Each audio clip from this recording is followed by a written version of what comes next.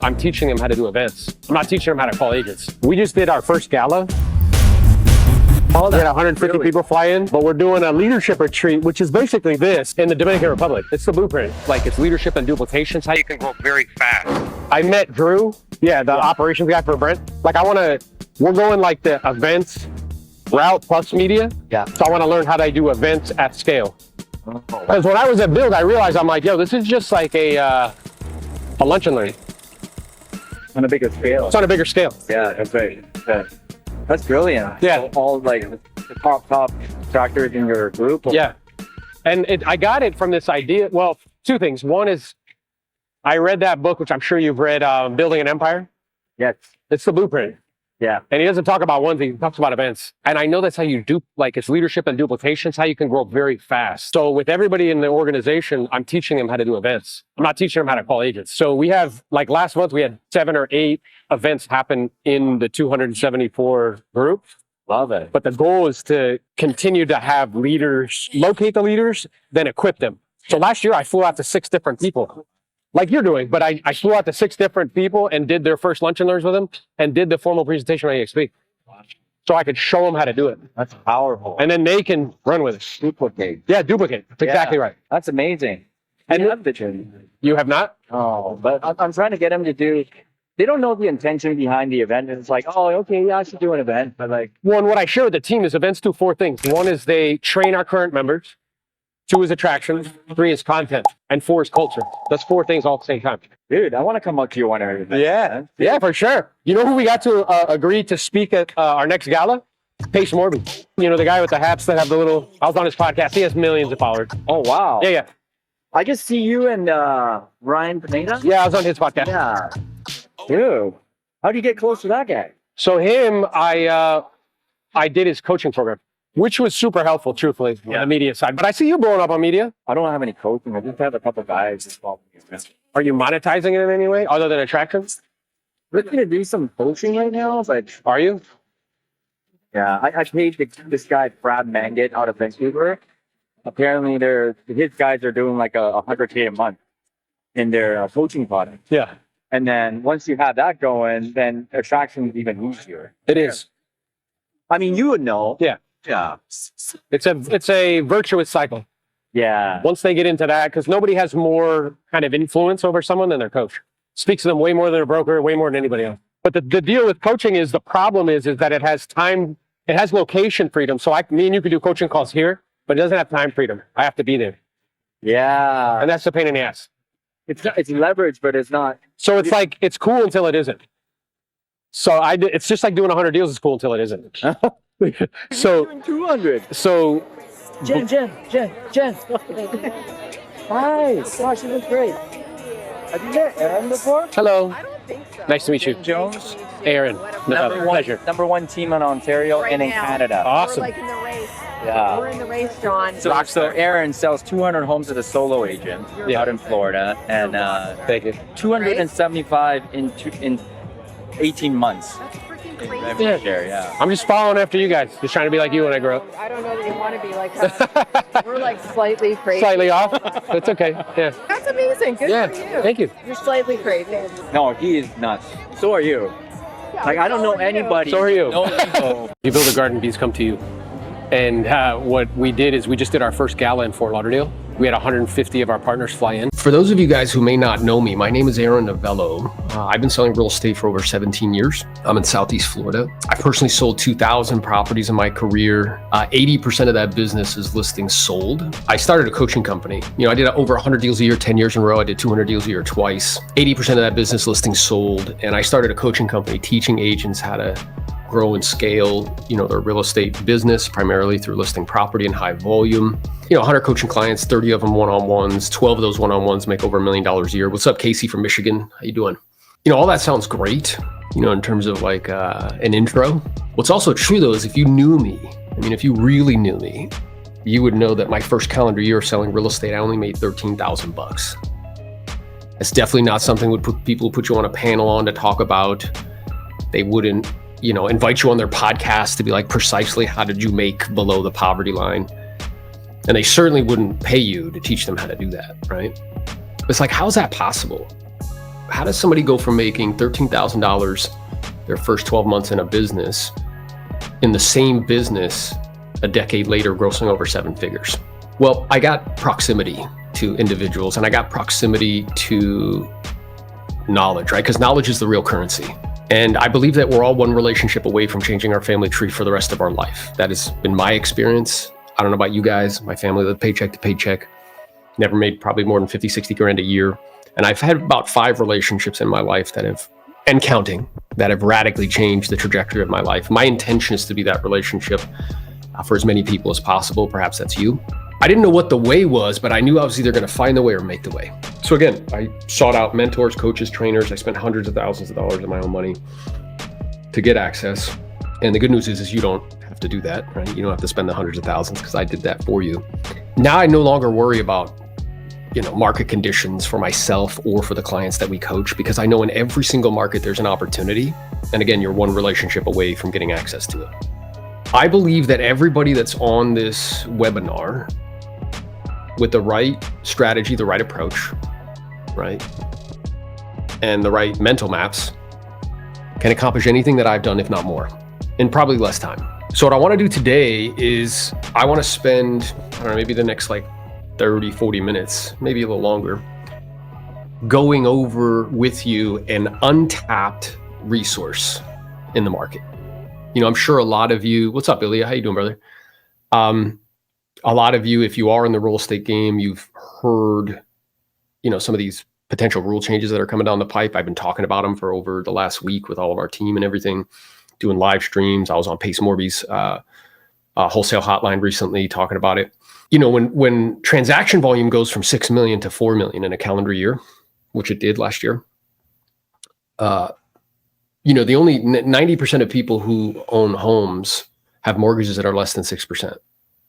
So it's like, why are they going to sell a property and trade in their 6% mortgage for something that's, a lot higher than that? Well, the only reason they would do it is because they have to, right? So having a source of business that you can go to that is independent of market conditions, right? Independent of what's happening economically, independent of interest rates. That's something that really, if you make it a cornerstone, a kind of a bedrock of your business, is a source that allows you to be resilient. And resiliency in business is critically important, right? So what I want to do for the next 30 to 45 minutes is go over with you an untapped resource, right, that helped me to go from 100 deals to 200 deals. It also became 50% of my business. Again, market resistant, right? Independent of market conditions. And then what we're going to do is we're going to go over some of the kind of beliefs that can hinder people from getting involved in this source, right? And my intention is to help you to overcome those so that way you can make this a reliable source of business for you moving forward. And if we have time for it, if you have any questions, just drop them in the chat, as we proceed, right? So the opportunity that I'm talking about is probate and estate sales of real property. Now, why is this such an enormous opportunity? If you're taking notes right now, write this down. The riches are in the niches. The riches are in the niches. Okay. So what does that mean? Well, in residential resale, the very kind of loud voices in the coaching and training world, they talk about what I would call the 4 horsemen. And the 4 horsemen is expireds, FSBOs, canceleds, COI, just listed, just solds, right? And those are great. They're good sources of business. In fact, at the beginning of my career, I built my business on expired listings. Drop in the chat if you've ever called expired listings before, okay?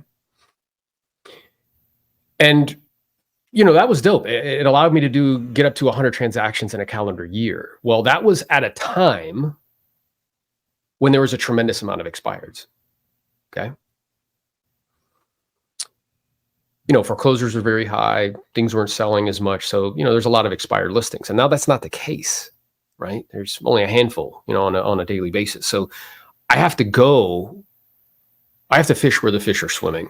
And if people are going to sell right now, the only ones that are going to sell are the ones that have to. These are the niches that I'm talking about. So what would be some examples of people that have to sell. What we would call these as life events, right? Death, divorce, job relocation, moving to assisted living facilities, retirement. These are people that have to do something. Not like it would be nice to sell. No, I have to sell. Okay. Now notice the first one I mentioned is death. Now, why is this such an enormous opportunity? Well, 65% of these homes statistically are free and clear. Okay. What's also true is if they do want to sell, they're highly motivated to sell. Highly, highly motivated. A blue ocean versus a red ocean. Red oceans they have lots of sharks in the water and they have lots of blood in the water. So examples of red oceans would be, again, those 4 horsemen: expired, for sale by owners, canceled, just listed, just sold. And what do I mean by that? There's a lot of agents that are calling them, lots of competition, which is fine, because I'm a great white shark. I can push into, red oceans and get my unfair share. I would much prefer, though, to swim in a blue ocean. So what does that mean? Well, there's less sharks in the water and there's less blood in the water. And that's what this particular source is, because it requires a higher level of intellectual intelligence. You have to understand not just the practical component of selling a property and the ancillary services that you can provide for someone who may not be local, or there's a home full of contents and things of that nature. But you also have to intellectually understand the legal aspect of probate in your geographic area. Now, I'm a 100% expert in the state of Florida. What I know to be true is that each state is different. It's not a uniform process. They have different names for different things, and that's fine. The overall kind of gist of the process is very similar. So it requires higher level of kind of intelligence. The second thing that it requires is emotional intelligence, because it's a it's a sensitive time. Somebody's passed away and you're reaching out to try to be of assistance and to help them. So for all of those reasons, I think this is a fantastic opportunity. Now, with the NAR lawsuit and the settlement and the rule changes that are coming down the pipe, as far as buyers needing buyer brokers agreements and having to negotiate a portion, if not all, their fee, having a listing source that you can go to that is a blue ocean, where 65% of the homes are free and clear and the sellers are exceptionally motivated, in my opinion, is critically important moving forward. And again, there's different life events you can choose. I chose this one for various different reasons. Some of them I've just described to you. So what are some of the kind of internal objections that come up, with working with this source? Well, the first one is like, I can't call someone that just died. I can't call these people, right? People are going to get mad at me. They're going to call me names and like that sort of thing. But what I would offer you is this, like, picture this. Picture that you've just had a loved one that passed away, or someone that, you were in close proximity to. And you perhaps live in another state. Property's completely full of contents. And you're responsible for clearing out the property and ultimately getting the home sold. On top of this, you have your own life, your own kids, your own significant other, your own job. I mean, ask yourself a question. How incredibly overwhelming would that be? I mean, tremendously, right? Incredibly overwhelming. And then you have someone who reaches out to you and offers solutions to the problems that you're having, such as like, hey, we can give you a very realistic picture of equity that's much more precise than these online kind of estimates of value that you're taking a look at. We can also show you a net sheet what the proceeds would be to you and your family when it all shakes out. We can get you connected with ancillary services such as estate sales, clear outs, handyman work, right? And, to prepare the property to make sure we're maximizing value. I mean, imagine that individual reaches out to you and can offer you all of these solutions to the problems that you're having. How would that make you feel? Drop in the chat how that would make you feel if somebody reached out to you. What I'm aware of is it's incredibly helpful. Okay. Yes. Relieved. That's exactly right. Do you know how many people have said to me, guys, I did not know what to do until you called me? And humans have this, we have this very interesting ability with words to either make something empowering or we can make disempowering. And beliefs are just opinions that we've developed loyalty to over time. So one belief is, I can't call these people, somebody just died. The other belief is like, hey, I am a solution to their problem. and I can really help them, it's my duty and obligation to call them, coming from a place of service. Now, are you going to get maybe 1 or 2 people out of a bunch that will get angry? Yeah. I mean, I can't control that. What I'm aware of is expireds get angry, for sale by owners get angry. Like, everybody gets angry, right? And a simple way to handle that is like, listen, my intention in reaching out to you is certainly not to be disrespectful. Instead, it's just to provide you with some information that could be helpful, useful. And in fact, we have a lot of homeowners just like you that when we do reach out, they're actually super appreciative because we know that it's an overwhelming process, both emotionally and practically. It sounds like you may not be one of them. And that's perfectly okay. My condolences for your family's loss. I wish you and your family the best of luck. And then hang up and move on.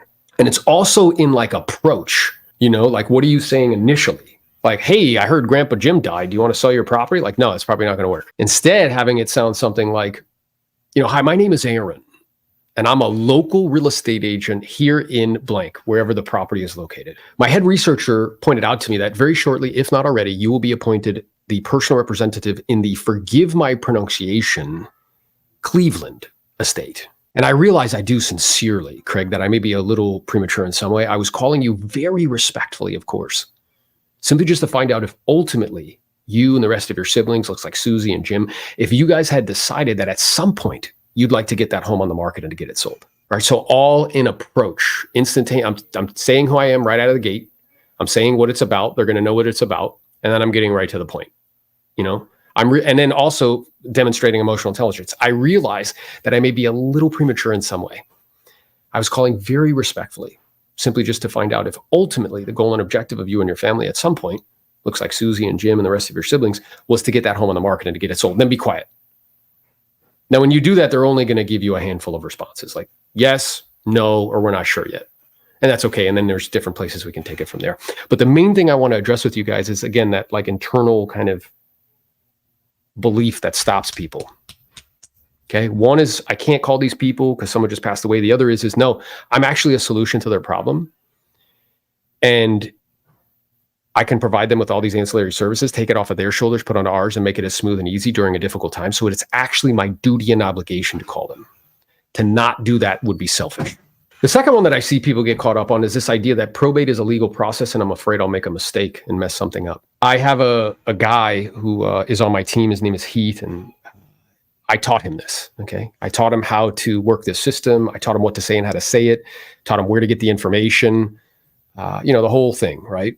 And he did 20 plus listings last year in the calendar year 2023, all probate. And he has a full-time job, guys. He's a full-time cop, part-time real estate agent. Now, he came to me initially when we started to work on this. You know what he said to me? Hey, do I need to get certified? Do I need to become a probate certified agent? And I said, hey, bro, let me ask you a question. He's like, what? I'm like, am I probate certified? He's like, no. I'm like, yeah, and I would list 50 to 60 of these a year. So let me ask you a question. Is it necessary? What would actually cause you to learn the process much faster is iteration. So I think a lot of us, we read these books like Atomic Habits, and you're like, oh, it's 10,000 hours. But, well, the truth is it's not 10,000 hours. It's 10,000 iterations. It's just doing something over and over and over again. And that's how you figure it out.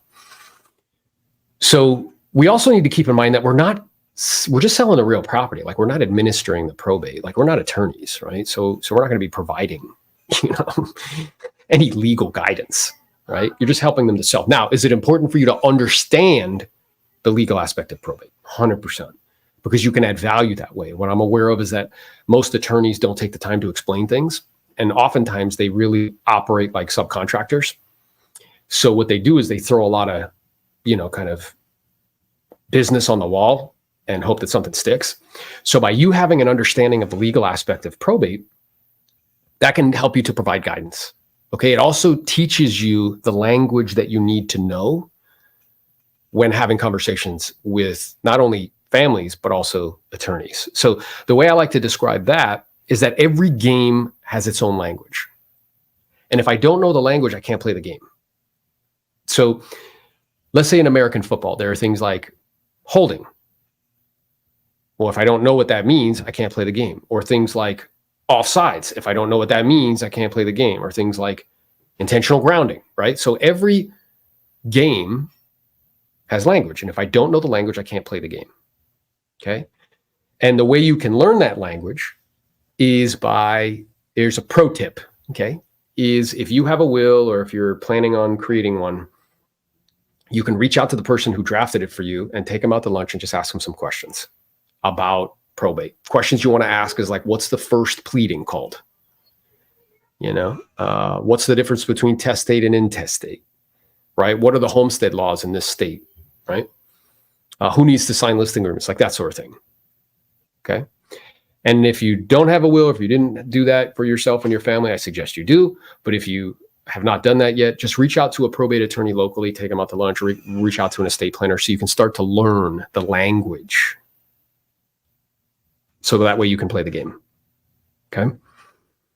And the other thing I would propose or suggest is that you can watch, YouTube is this amazing library and it's like free, right? So you can watch YouTube videos where there's got to be attorneys in your state that explain the legal aspect of probate, kind of from start to finish. So there's different knowledge sets that are required. Again, one you have, hopefully, which is how to list and sell property, like kind of that process and how it works. Two is the legal aspect of probate.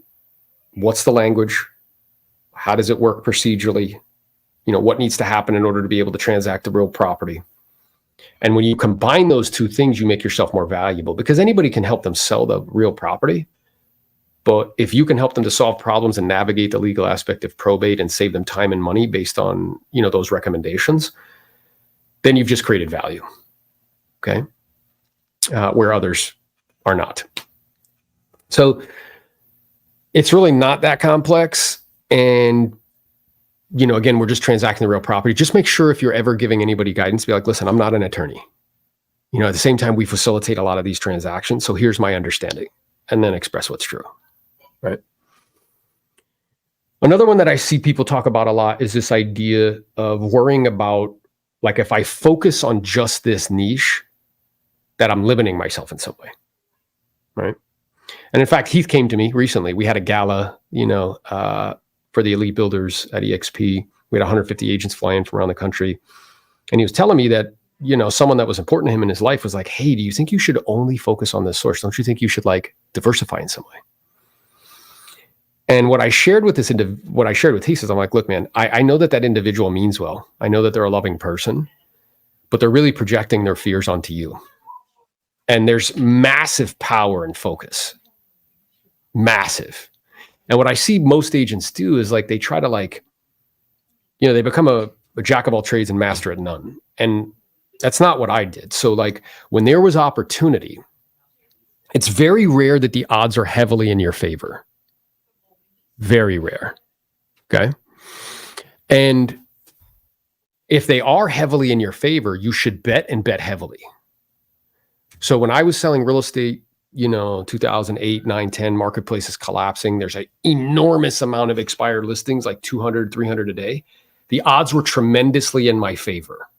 So what I did is I bet, and I bet heavily. That was the only source that. So Kristen, as a real estate attorney, how do you feel about agents' compensation and these proposed rule changes that are coming up in July? I hear a lot, agents make too much money and this and that. How do you feel as an attorney? So I definitely think that there's a need for change. I do think the way that agents are compensated is probably problematic when you look at the antitrust laws and the lack of competition, whether we're going to agree or not that fees are fixed or they're standard compensation or standard percentages or not. As far as how much agents get paid, I think that really should be determined by the free market and what the parties are willing to accept and the consumers willing to pay. So I don't really have an opinion or a feeling either way on that, but I do think it benefits everybody to have a more competitive market. And I do think that was lacking in the way that traditionally compensation and commissions are done in real estate transactions.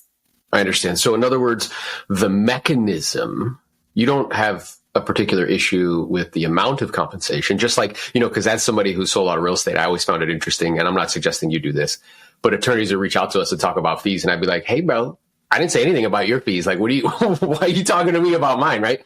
So you have no issue with how much they get compensated. It's more so allowing the market to do what it does, which is in the absence of value, the only thing to compete on is price. And if you are providing more value, then great, you can get compensated whatever the marketplace is willing to pay you. Is that right? Exactly. And that's really what I think is lacking here. So you could have two agents that provide vastly different amounts of value in a particular transaction, but how we have traditionally paid agents, their compensation would either be the same or very similar. And so that's where I think the issue lies. I think the market dictates how much agents get paid. I think the value and the service they provide. And I also think the consumer and how much they value professional service and convenience and things of that nature is going to all determine how much they get paid. And so I think you're exactly right in how you summed it up. Yeah. And it's, whenever I say this to the Asian population, there's a lot of like defending. And we talked about that. And like, it's not really about like defending. It's more about educating. At the same time, like if you really stop and reflect, what other profession could somebody who's brand new and just got a license, right, who needed to get a 75 on a test, have $1,000 and not be a felon, make the same amount of money as me, who has sold 2,000 properties in their career, and, has been to the closing table that many times?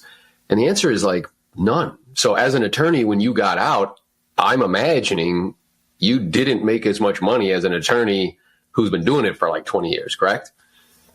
Correct. And I mean, in my practice, we bill hourly, and the state has regulations on fees being reasonable. And so as a first-year attorney, what I could reasonably charge hourly is very different than what I can charge now as a 14-year attorney. And that's, how I think it should be. And with the real estate industry, a lot of what I'm seeing is commission-based industries do sometimes have it set up where, regardless of your experience, the commission's the same, but that's typically when you're selling a product, not providing a service or a professional service. And so I do agree with what you just said, and it should absolutely be based on many different factors that make up the agent and the transaction and in the agreement, obviously, between consumer and agent. Yeah. So being that that's the case, I guess, from your perspective, as somebody who is a professional in a professional industry that does have regulations, having gone through that track yourself personally, for someone like me who has that track record already, who has over 500 five-star reviews, who can demonstrate value, not just nonsensically with marketing words, but actually practically and tangibly, right? What would you suggest for, agents that perhaps don't have that? Because they're going to have to start not only having conversations, which I've been having forever from the listing perspective, which is, hey, here's the products and services that I provide you with. Here's the compensation that you're going to pay me to do that. And here's what we're going to do for you. Are you clear on that? Yes, I need you to sign this agreement. They're going to have to start doing that on the buy side. And what I'm aware of is that most agents industry wide are very buy side heavy. Like 60 to 80% of their deals are buy side deals. They've never had to do a formal presentation, and they've never had to demonstrate value or ask for money. So what would you suggest to those agents? I know that there's one component, which, is the legal component in terms of documentation, how to document that. The second is from a business perspective, because you have to sit down with people all the time and like say, hey, here's how I value, here's the compensation. Are we clear? Yes, sign this agreement. Sure. And so, when I started my law firm, I was a 5-year attorney. And so I didn't have the experience. I couldn't say I've been doing this for 20 years. Like I know exactly how it's going to go. But how I did it and how I think that newer agents or maybe less experienced agents could approach it is, I'm young, I'm hungry, I'm going to hustle. Like, you are my most important client. You are my biggest deal. That guy that's been doing it over there for 20 years, you're probably one of his smallest deals, and you're going to take priority that way. Like, I'm part of a team. I'm part of a brokerage. I can find the answers for you, but I'm going to hustle for you and really treat this like this is my top priority. And that's what I did. I mean, and a lot of times what I've learned is, obviously the expertise and the ability to provide the service is very important. And agents have resources, like they can partner with attorneys. They have maybe a team or a broker that can provide those for them. But people really just want to know, like, you're going to do what you say you're going to do, and you're going to do it when you tell me you're going to do it. So a lot of times if I have a question or if a client has a question, they just want a response from me, even if the response is, I got your question. I'm going to do some research and I will get back to you tomorrow on this. That's perfectly fine versus you being able to spit out a substantive answer on the fly. So that's how I approached it. And that's how I really think that some of these maybe less experienced agents can approach it, because I mean, all buyers, all consumers, they're going to value different things. They're going to have different budgets. So maybe somebody wants the 20-year agent with all of the experience, but that's not within their budget. And so there's a place for everybody. Everybody can make it if they're willing to, put in the work, pivot, make the changes, and be creative in a sense to sell themselves to these consumers. Yeah, I think that's spot on. Like when I'm reflecting back initially, when I was initially going on appointments and didn't have that track record, I did the exact same thing. And it's interesting because then in the marketplace, that's what people, if I'm in a competitive situation, that's what they try to feed the seller to get them to choose them versus me. Like, oh man, Aaron's really busy, bro. Like you're just going to get his assistant. So what's fantastic about this is the competitive, of course we're going to do it with integrity and straightforward, and we're not going to bash anybody, but like this is competitive aspect of business, right? And to your point, there's a place for everyone. We were talking before we got started that, an analogy I've been giving agents regularly is like when you go on a plane, you have choices. You can sit in the back in Spirit and you know what that experience is going to be. It's not going to be great and it's cheap though. Or you can get some leg room and you pay some more money for that. And I'll see, maybe with some leg room, you pay some more money for that. Or you can sit up front. And what I've been asking agents is like, hey, how many times have you been on a plane and first class is empty? Never. It's like, well, wait a minute. They have cheaper options at their disposal, but it's like, yeah, there's a certain segment of the population that will pay for convenience, will pay for comfort, will pay for speed, right? First on the plane, first off, like that sort of thing. And that's okay. That's capitalism. And nobody freaks out about that. Like it's perfectly all right. So I think to your point, one of the things that agents have to decide, because there will be an explosion, which I'm curious to see from your perspective in terms of creativity and what you're hearing from brokers asking you to draft up agreements and things of that nature, in terms of different compensation for different forms of representation. You have to decide where you're going to be in that value chain. So are you going to be Nordstrom's, where it's like, yo, we don't do Walmart, okay? Like if you want Walmart, that's not us. I can point you to Walmart. It's cool, right? Or are you going to be a Walmart and say like, yeah, we will do let's say for representation, a flat fee of whatever that is, whatever that number is, $6,000, $7,000, $8,000, independent of purchase and sales price. And we will do 5 or 6 of those a month. And that's how we'll make money. Sure. And there's a market for both of those, right? So as an agent, you just have to be comfortable that if you are going to say, I'm going to be the Nordstrom, I'm going to charge higher, I'm going to provide a better service, you have to be okay with a consumer looking for a Walmart saying no to you. Like you have to be okay losing that buyer or that listing or whatever. And same with if you're going to be the Walmart, I'm going to do it more on a volume base. I'm going to provide, more cost-effective services. You have to be okay with people wanting more experience or better service, saying no and walking. There's consumers for both of those options and everywhere in between. So I think that's definitely part of it. You have to decide your value. You have to decide what you're going to provide and stick with that. Don't try to pivot to be what every single buyer or consumer wants, because you're never going to be able to be that for everybody. Yeah. And I think, I've had a coaching business for a decade, teaching agents how to sell real estate in high volume. And I tell them regularly, like, if you don't have a competitive advantage, don't compete. And, people try to be like, well, my competitive advantage is I put the clients first. I'm like, guys, everybody says that. That is not a competitive advantage. Or they're like, I'm honest. I'm like, no, that is not a competitive advantage. So as an agent, I have to think about, okay, where do I fit in that ecosystem? And there's no shame or blame or whatever about where you are, whatever you want to be, do that and do you. The second is actually coming up with a very clear and concise value proposition of what you're going to be offering. So here is my value. So like you were saying, if you're new, like, yo, here's my value. You're going to be one of a handful of clients that I'm going to dedicate all of my time and energy to, right? It's concierge. Like I'll be at your disposal all the time. And like, I'm going to go to the inspections. I'm going to go to the appraisal. I'm going to get in the attic, like whatever you're going to do, like whatever your value proposition is. And then once you come up with that formal value proposition, and here's where I would like to get some insight from you.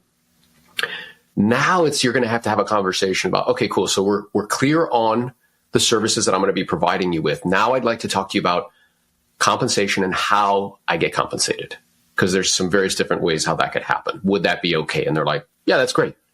Well, the first option is that the seller and the listing agent will provide compensation for me. Great. The second option is they can offer us a concession, right? Because we're still allowed to do that per the new rules in the multiple listing service. And you can use that concession towards the compensation for me, or you could use it towards your closing costs, which would free up capital to have compensation. The third option is if in the outside chance they don't offer out anything, then you would be responsible for that compensation. Are you clear on how I get compensated? Yes. Do you still wish to proceed? Yes. I need you to sign this buyer broker's agreement. Would you agree with that? Yes, absolutely. And I think this is another way that, maybe some agents aren't happy about this change and happy about having to have this conversation up front with buyers, but it's going to protect both the consumer and the agent.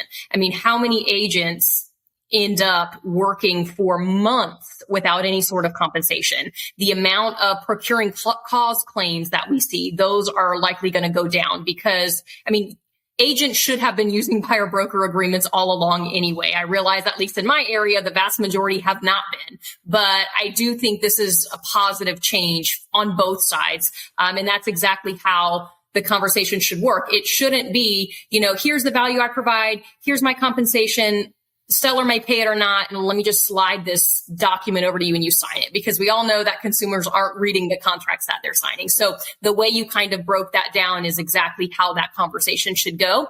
And aside from the settlement agreement, if it gets approved, stating that the compensation has to be specific, or it has to have a specific formula to get to the compensation, there's a lot of opportunity to customize the services provided, how you're going to be paid, when you're going to be paid. You can be paid on an hourly basis and agree that you only owe it if we close. The sky's the limit as far as how agents can structure their pay, with the exception of course, you can't say whatever seller's going to pay is my compensation. It has to be specific, but within those bounds, there's a lot of room for customization there.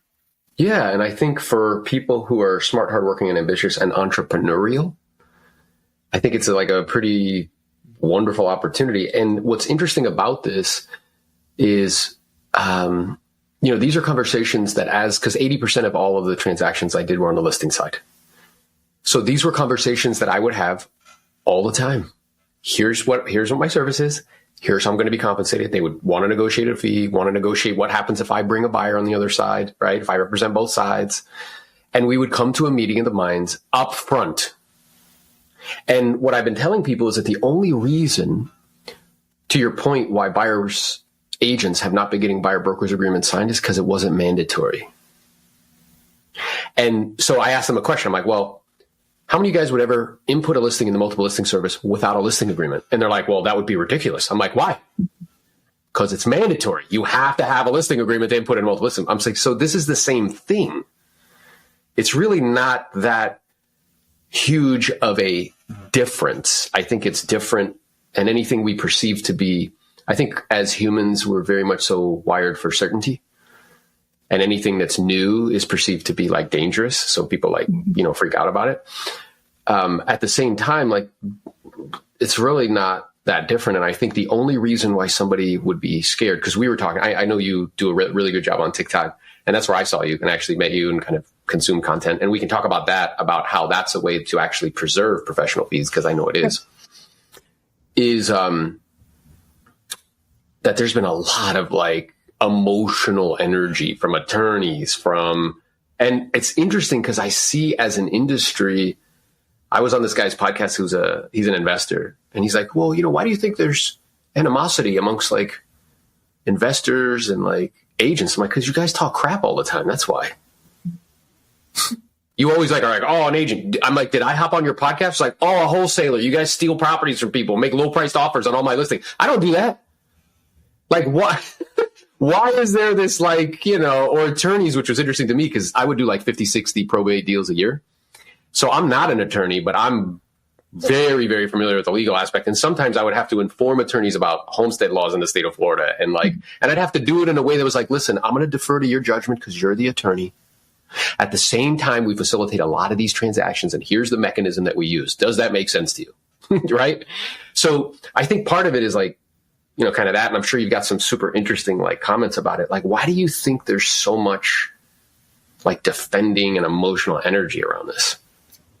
Sure. So I do think with the whole commission lawsuit and settlement with NAR that the real estate agents have taken a beating in the course of all of this, right? So I think that it's been very problematic the way that the media has been portraying settlement and what it does and what it doesn't do. I think there's a lot of misinformation being reported. I mean, when I first heard about the settlement, I just did a Google search and I said NAR settlement PDF because I just wanted to see a copy of it. And the entire first page was all news articles and every single headline was incorrect. No more 6% commission. Real estate agents agree that they're not going to be paid 6% anymore. Like every single headline that I saw was factually inaccurate. And so I think and that's fueling the public that doesn't study this stuff. They're not within the real estate industry. And so this is the information that they're consuming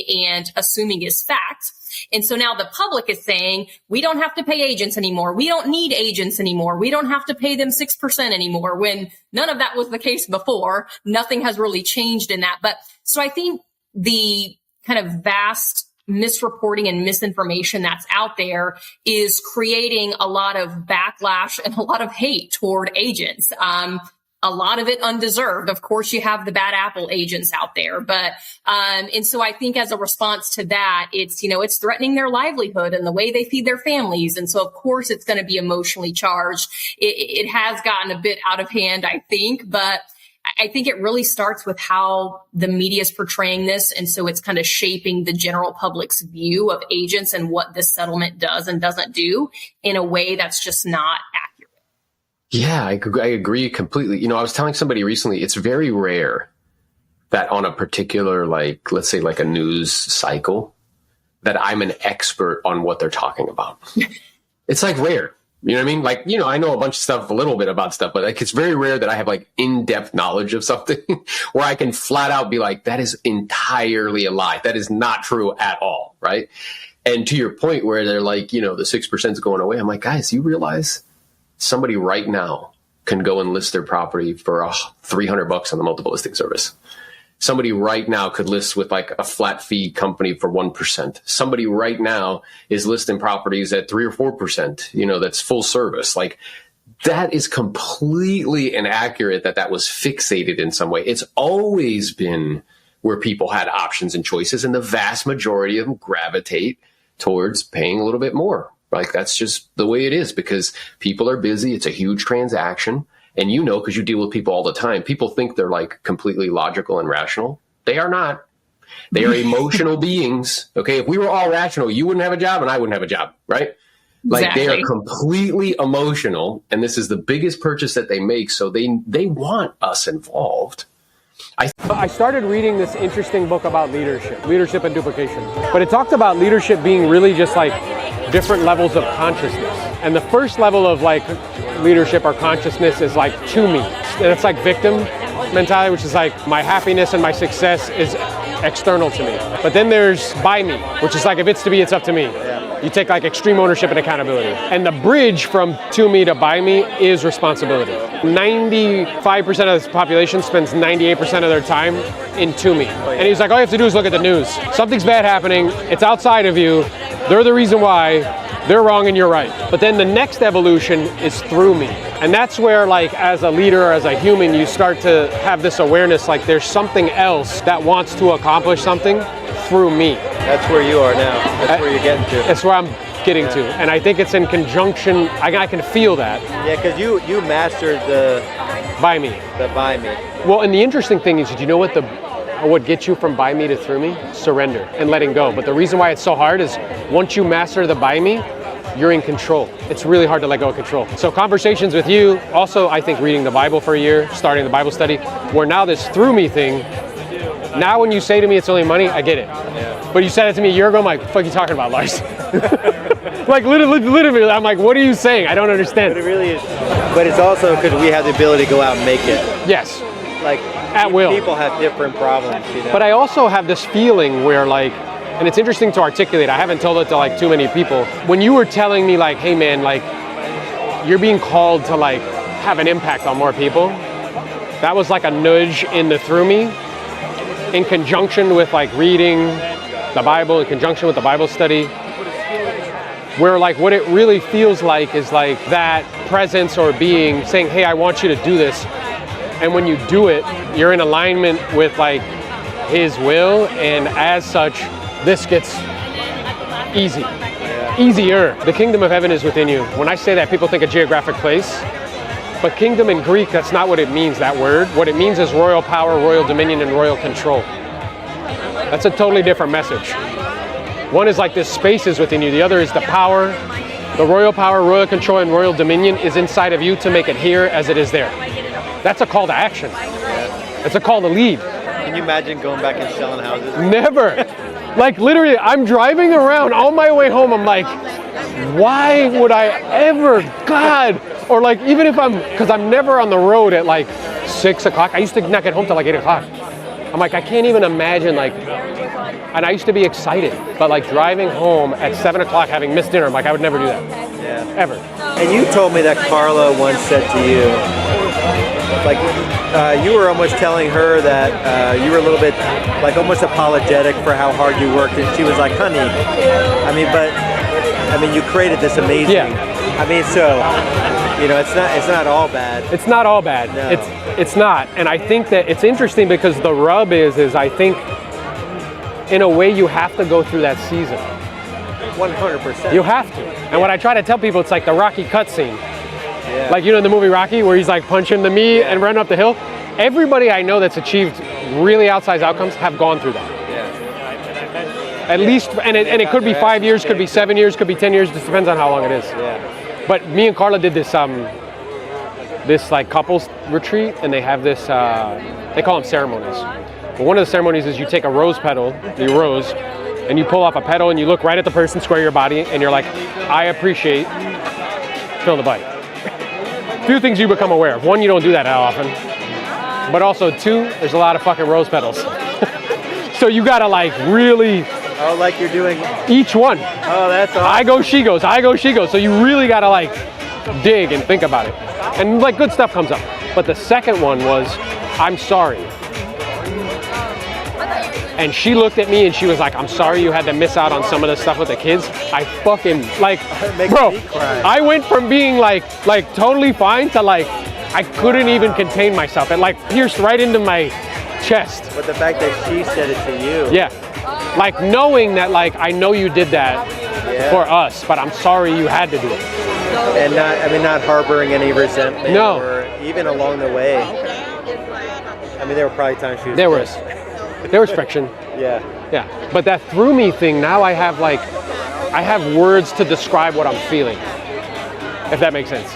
Yeah. That concept of like, and what I think this is, the majority of it is getting people that are into me to buy me. Because I think that other journey is different, and I'm not saying it because... It took me forever to realize that most people just are never going to step into the game. I was telling Carla, like, the through me, first you have to believe in something that's bigger than you, or have faith in something that's bigger than you.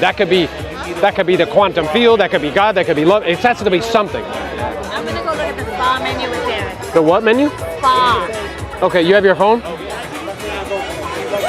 That happens first, but then two, you have to also, I feel like, go through the whole buy me thing. I told Jose, I was having this whole long conversation with him, like, bro, the reason why it's so hard for you to get out of production is because you're finally in control. It took you 10 years. At the highest level. At the highest level, and now you can do it at will. So it's very difficult to let it go. I still think you'll build a big coaching company too. You do? I think so. I think you won't help but be able to do it. Yeah, it'll happen. On your terms, just stick to your 10 or 12 clients. Yeah. You know, and you'll have people that come through that crush it, that can coach 10 or 12 people. Yeah, Jessica, who's here, she's one of the coaches for us right now. Yeah, I mean, I don't coach anymore, but I'm ramping up my coaching company again. You are? And I love it. Yeah? Yeah. I'm now finally out of sales. I got a sales guy to replace me. Yeah? I went back into sales. Did I ever tell you? No. Dude, I worked hard from October. Like you being the sales guy for coaching calls? Yeah.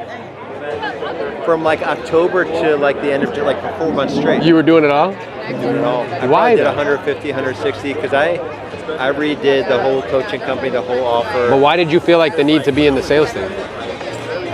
Because the guy was a lot of reasons. I'm coached by same guy that coaches like Grant Cardone's sales team. Okay. Like the coach I have now is probably it's Cole Gordon. Okay. So it's his one of his guys who was a closer for him. That's now a coach for him. And he said we had to recraft the whole offer. I rewrote all the marketing, filmed the VSL, restructured everything, and I had to figure out if I could sell it or not. Okay, so you had to and I had to hear people say, I had to hear was the marketing hitting and the sales call and what the objections are going to be and like all that. Yeah, all of it. I mean, it's not completely dialed in, but I'm out of it now. That's awesome. So, because I got to do something for the next 5 years. But what are you going to do after 5 years? Well, that's when Kendall will be in college. And then what? You'll just disappear? Nah, I'll probably be doing another 5 years. Right? But I'm only committing 5 years at a time. No, I'll be doing stuff actively in business until I'm 60 probably. Yeah? But when I'm 55, I really want to be like not way less checked in. And more checked in. What are you going to divert your energy to? I think Open Eyes. You know the organization I went to Nepal and You'll spend more Africa with them this year. with your son, right? Yeah, it's awesome. Should be awesome. So I could easily. I mean, he attracts some real talent. The guy that runs that I'm really close with. Well, and you can also, I'm imagining. Did you ever read the book Halftime? Oh yeah, I read all that. Bob Berg. Yeah, so like he referred it to me. Yeah, so like you could channel all of everything you've learned into like an organization like that. I listened to Halftime when I was turning 44. I was on a long run down Hilton Head on my 44th birthday. I'm like, this is Halftime, and then I re-listened to it like 6 months ago, and I realized that I really didn't. I mean, I guess to a certain extent I've restructured. Whatever you bring. But I haven't really done as much as like, I'm definitely like square in the third quarter now. So now it's rounding really, third? Yeah, I mean the third quarter is like essentially it takes you through like, early 60s or whatever. But I definitely want to do something I like stuff like this. I mean, I like business, I like helping agents. But I think there's like a lot of struggle in the world at large. Oh yeah. That's just. I was telling Jess, like, because with her agents, there's, stuff comes up. And I'm like, dude, I need you to understand something. She's like, what? I'm like, you're dealing with a broken pool. 65% of people live paycheck to paycheck. That's 7 out of 10, bro. You're standing at Starbucks, 7 of them can't afford that cup of coffee. I heard something the other day that the average realtor in North America has $4,000 in savings. That wouldn't surprise me at all. That's insane. That would surprise me. It's that much. Yeah, but I don't know about you, but like I get people on calls like crying, like telling me all their stuff. It's like all the background stuff that's going on in their life. Yeah, it's a jacked up industry. That is motivation. I talked to, they were 30 years in real estate, a husband and wife, and they didn't have, I'm like, it's an $8,000 90-day program that I'm selling now. They didn't have the $8,000? They didn't have $2,000. Wow. I had to make them take out a credit card. You did? Yeah. I'm like, I don't have anything. I have nothing. And then they had a small team, so they needed stuff that doesn't change, nothing's going to change. No, and they're doing really well. That for them, you want to be like, oh, should I ask them to do this? But it's like that's what they need. That's putting their back up against the wall. Like that could be the change for them. And you're when you do something like that, for me, like I'm not a hardcore closer. I know. I find that so interesting that you would do that. Like you got to do it. I've gotten people. I mean, I get into their finances. You got that guy. I forgot his name that we were both talking to. He signed up. He didn't have the money either. Yeah, he had to go 2002. Yeah. He didn't have. $1,000. That's unbelievable though. But that's like everybody. I know, dude. I mean, like maybe 3/4 of people don't have like at least a toupee. They don't have $4,000. No. When I joined Craig Proctor, I couldn't afford anything. I made them right on the what was like white, green, yellow, pink, the 4 different. I made them right on it. Will not charge credit card for 90 days. Oh really? Yeah, and I got everything. I had nothing. Like my mom had to sponsor me $500 to get to the event. You told that story at his You event, did. didn't you? Yeah. Did you guys see the content from that? It was so good. Yeah, your content editor is great. That was little so short, good. that little short of me talking about Yeah. you calling me. Did you see that? Yeah, so good. Good, yeah. It was good. So good. I was like, my palms were sweating. I'm like, we were united. What are you doing? 6 days later. Yeah, it was so fast. And on the Tuesday after the Saturday, I had to tell Thomas I was leaving. I was just telling somebody about that story this past week, and they were like, "What? Like that fast?" And I'm like, "Yup." Yeah, because fear trumps facts. It's interesting because you would think, because we do these events all the time, and I'm always like, either I'm doing the event or I'm the closer. I'm the EXP guy at the end doing the talk. And you would think when I show people the numbers and I explain it the way I do, they all leap out of their fucking chairs and they're like, let's go. That's not what happens. You know what I've noticed? I think a couple things happen. One is I think the numbers, they don't compute. They don't seem real. They like, I'll show them those numbers and they'll be like, yeah, but isn't there like a $25 broker review fee? I'm like, bro, did you just see what I just showed you, bro? Like, why the fuck are you even thinking about that, right? So that's number one. Tell me more about the startup fee. Yeah, but the second thing I noticed is that people don't see themselves in me.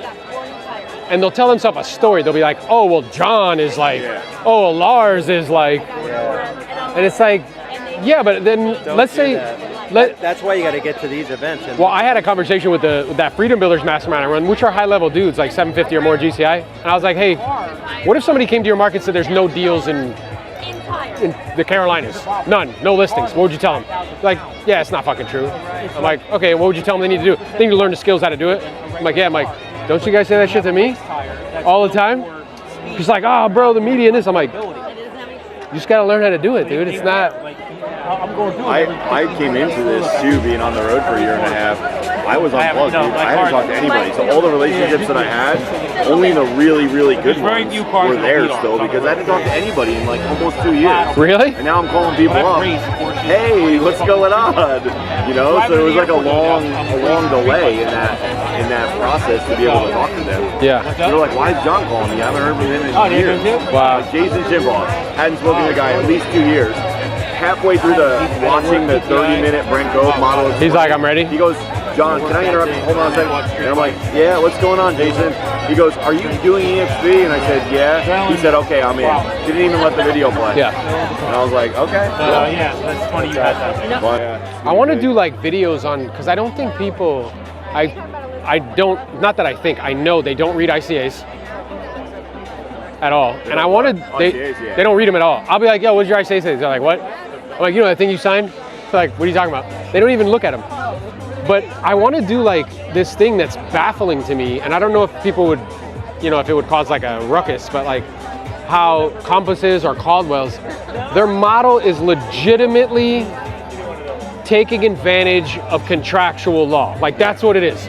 It's basically trapping agents, because we all agree. are we talking about Compass? Yeah, They're the worst. or Compass or Caldwell, they do the same thing. Yeah. Where like, essentially like The agents don't even know that when they take the marketing fee that they're re-upping the entire contract again. for 3 years. Yeah. It's awful. Dude, it's awful. I have a guest that's supposed to be here, and he had another conversation with his attorney and got so disheartened he's just kind of like. I got two guys who just came recently. One paid $77,000 to get out. Yeah. Another one $55,000. And he's complaining about the 70 or 100,000 he's going to pay. I'm like, dude, you're paying it anyway. Yeah. If you wait another year to come to EXP, you paid more than that in split. Yeah, my two guys paid it. But they don't have it. He didn't have it. Yeah, And my I'm like, well, what are they going to do? But I think that's horrible. Oh, It's no, I do shitty. that. It's like, you're trying to trap me? Like, F it, I'm going anyway. That's what I do. Yeah. That's what Ben did. The franchise that my wife had, they tried to hold me in, and he was with me. When Well, I was on the going through it. personality profile, you probably have a high need for independence. Yeah. I do too. I also have a high need for I dominance. have a high disregard for authority. Yeah. You know what I notice about myself, bro? Like, I'll be somewhere, and like, let's say you're out and about and somebody says something to you, like, hey man, like you shouldn't do that over here. I'll be like, what? Like, it's like for no reason. I'll be like, what do you, like, why? Why? Who says? Yeah. You know what I'm saying? I always want to challenge it. But like, I think, remember how I was saying to you, like, they're like, oh, what should we do? What people should be doing is media that talks about this shit, because nobody talks about it. Like, bro, like they contractually take advantage of agents' lack of financial strength and lack of business acumen and lack of like contractual law. That's what they do. And it's like, it's their business. Even Coldwell Banker went through a lot of buying agents for a while. Oh yeah, they offered Jose 250 grand. It's like you're literally gonna pay that money back to them. And Jose was smart enough to see through it. What's going on, Elite Builders Nation? I'm here with a rock star with EXP, Mr. Will Higgins. He just gave a talk. Appreciated the talk, brother. Oh, of course, man. And you're out there building as well. So I'm curious, like, what were some main takeaways